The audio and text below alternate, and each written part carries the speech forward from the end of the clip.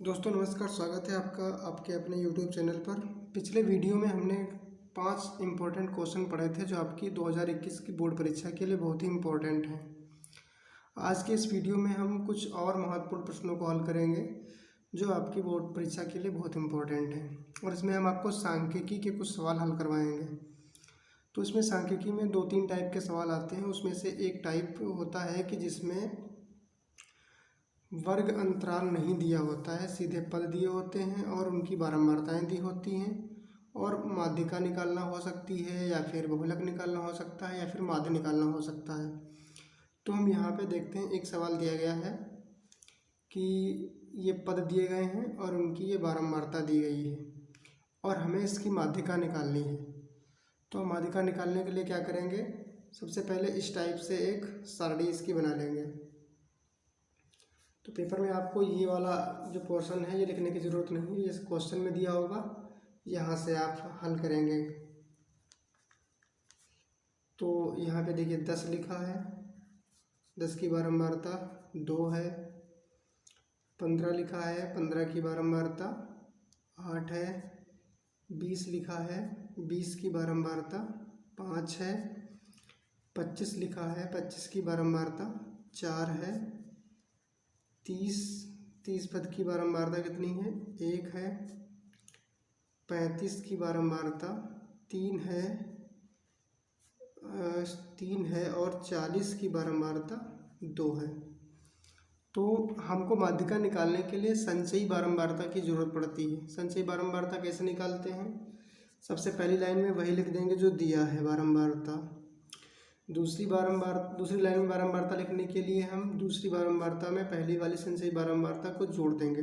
तो 8 2 10, 10 में 5 जोड़ेंगे 15, 15 में 4 जोड़ेंगे 19, 19 में 1 जोड़ेंगे 20, और 20 में 3 जोड़ेंगे 23, और 23 में 2 जोड़ेंगे तो कितना आएगा 25। यानी इन सब का योग कितना आ गया 25। तो हम यहाँ पे लिख सकते हैं n बराबर 25, n लिख सकते हैं या फिर सिग्मा f लिख सकते हैं। यानी सभी बारंबारताओं का योग कितना आ गया 25। अब देखते हैं इसके आगे क्या करना है। तो इसके आगे हम लिखेंगे यहाँ पदों की संख्या, यानी कि n बराबर है 25। तो ये बताइए 25 जो है वो सम संख्या है या विषम संख्या है। 25 क्या है, विषम संख्या है। तो अगर पदों की संख्या विषम है तो माध्यिका का सूत्र होता है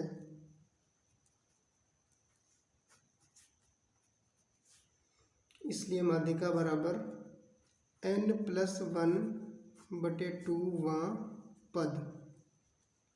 अगर पदों की संख्या विषम है तो सम के लिए दूसरा फार्मूला होता है, वो हम आगे आपको बताएंगे। फिलहाल के लिए आप इतना समझिए कि अगर 25 के बटे में हम 2 रखते तो पूरा पूरा नहीं करता, तो यहाँ से हमको पूरा पूरा नंबर नहीं मिलता, तो हमारा आंसर गलत हो जाता। ये आपको समझने के लिए हमने ट्रिक बता दी है। और अगर 25 में 1 जोड़ देंगे तो पूरा पूरा कट जाएगा, तो यहाँ से ढूंढने से आसानी से मिल जाएगा। तो 25 में 1 जोड़ देंगे और 2 से भाग कर देंगे तो कितना हो जाएगा 26, 26/2वां पद बराबर, तो 26/2वां पद है यानी कि 13वां पद। अब देखिए 13वां पद संचयी बारंबारता किस में मिलेगा, इसमें नहीं मिलेगा, ये कम है। 15 में से 13 घट जाता है, यानी 15 में 13 मिल जाएगा, तो उसके सामने वाला पद जो है वो आपकी माध्यिका है। यानी कि माध्यिका आ गई 20, जिसमें से ये घट जाए उसके सामने वाला जो पद है वो आपकी माध्यिका होगी। अब इसी सवाल को हम थोड़ा और तरीके से देखते हैं। यहाँ पर माध्यिका के बजाय इसमें बहुलक भी पूछ सकता है। तो अगर माध्यिका के बजाय बहुलक पूछता है तो आपका आंसर क्या रहेगा इसमें, तो 1 नंबर का पूछ सकता है या 2 नंबर का पूछ सकता है। तो हम देखेंगे जब बहुलक पूछेगा तो क्या करेंगे, संचयी बारंबारता की सारणी नहीं बनाएंगे। बहुलक में संचयी बारंबारता की सारणी बनाने की कोई ज़रूरत नहीं। हम सबसे पहले देखते हैं इसमें सबसे ज़्यादा बारंबारता किसकी होगी, इसमें देखिए सबसे ज़्यादा किसकी बारंबारता है 8, और 8 किसकी बारंबारता है 15 की। तो अगर आपसे बहुलक पूछ रहा है तो आप क्या करेंगे, देखेंगे जिसकी बारंबारता सबसे अधिक है वही हो जाएगा आपका बहुलक। तो हम लिख देंगे चूँकि 15 की बारंबारता सबसे अधिक है इसलिए बहुलक बराबर 15। ये भी आपसे प्रश्न पूछा जा सकता है। अब देखते हैं अगला क्वेश्चन। अब इसका दूसरा क्वेश्चन देखिए। दूसरा क्वेश्चन भी वही कह रहा है, इसमें माध्यिका निकालनी है, लेकिन बस इसमें पदों की संख्या जो है सम आ जाएगी, उसमें विषम आ रही थी। तो इसकी भी हम सारणी तैयार कर लेते हैं, फिर आपको दिखाते हैं। तो ये सारणी तैयार हो चुकी है। अब हम इसकी संचयी बारंबारता को ज्ञात कर लेते हैं। तो लिख लेंगे 2,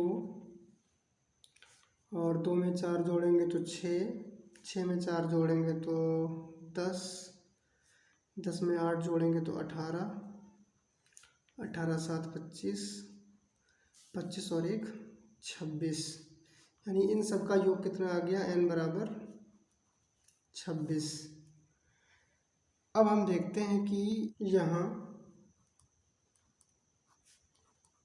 n बराबर 26 जो कि एक सम संख्या है, पहले विषम आया था और इस बार सम आया है।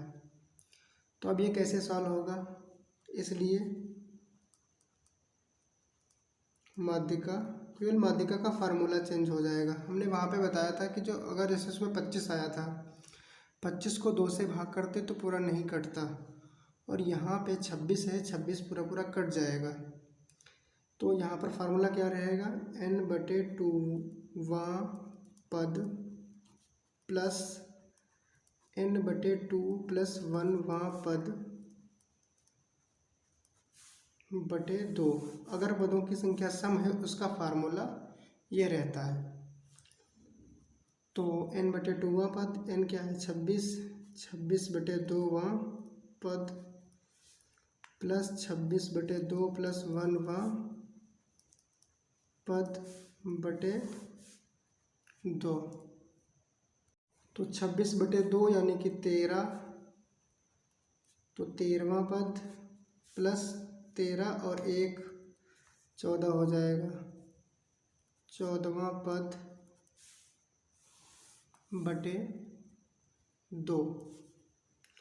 तो अब हम अपनी सारणी में देखेंगे कि 13वां पद और 14वां पद जो है वो कहाँ पर आएगा। तो देखिए 13वां पद 10 में नहीं आ सकता, 18 में आएगा, जिसमें से घट जाए। तो 18 के सामने क्या लिखा है 9, तो 13वां पद आपका कौन सा है 9, और 14वां पद भी इसी में आएगा। 13वां और 14वां दोनों पद इसमें आएगा, यानी 13वें पद का मान भी 9 है और 14वें पद का मान भी 9 है। तो हम क्या लिखेंगे 9 प्लस 9 बटे 2, 9 9 कितना हो जाएगा 18, 18 बटे 2, तो 18 बटे 2 यानी कि 9। तो आपकी माध्यिका कितनी हो जाएगी 9। ये आंसर हो गया। अब देखते हैं, आप माध्यिका निकालना सीख चुके हैं जिसमें वर्ग अंतराल ना दिया हो, और बहुलक निकालना भी सीख चुके हैं। अब हम देखते हैं कि माध्य कैसे निकाला जाएगा। तो देखते हैं अगला क्वेश्चन क्या है। देखते हैं इसका तीसरा क्वेश्चन। तीसरा क्वेश्चन कह रहा है कि निम्नलिखित सारणी से समांतर माध्य ज्ञात कीजिए। तो हमें समांतर माध्य ज्ञात करना है, और वर्ग अंतराल इसमें भी नहीं है, बिना वर्ग अंतराल वाली सारणी है। बहुत सारे छात्र ऐसे होते हैं जो वर्ग अंतराल वाले समांतर माध्य या माध्यिका तो लगा लेते हैं, लेकिन बिना वर्ग अंतराल वाले नहीं लगा पाते हैं। तो देखते हैं कि कैसे लगेगा। तो उसी तरह से हम इसकी सारणी बना लेते हैं। 7, 7 की बारंबारता 1 है, 8 की बारंबारता 2 है, 9 की बारंबारता 3 है, और 11 की बारंबारता 4 है, 13 की बारंबारता 5 है, और 15 की बारंबारता 6 है। हम क्या करेंगे, बारंबारता को F कहते हैं, फ्रिक्वेंसी, और पद या चर जो भी दिया हो यहाँ पे, विद्यार्थियों की संख्या या घरों की संख्या, कुछ भी दिया हो सकता है, जैसा सवाल होगा वैसा दिया होगा। तो उसको कहते हैं एक्स। फिर हम क्या करते हैं, एफ एक्स निकालते हैं, यानी इन दोनों की मल्टीप्लाई यहाँ पे करते हैं। तो 7 एकम 7, 8 दूनी 16, 9 तियाँ 27 और 11 चक्कू 44, 13 पचे 65, 15 छक्का 90। हम क्या करेंगे, इनको ऊपर नीचे लिखेंगे ताकि जोड़ने में आसानी हो। इकाई के नीचे इकाई, दहाई के नीचे दहाई।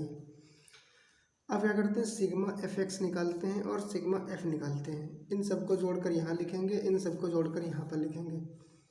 तो 2 1 3 3 6 4 10 5 15 15 6 21, 2 1 3 3 6 4 10 5 15 15 6 21। इन सबको जोड़ते हैं तो कितना हो जाएगा, 7 6 13 13 और 7 20 20 4 24 24 5 29 29 का 9।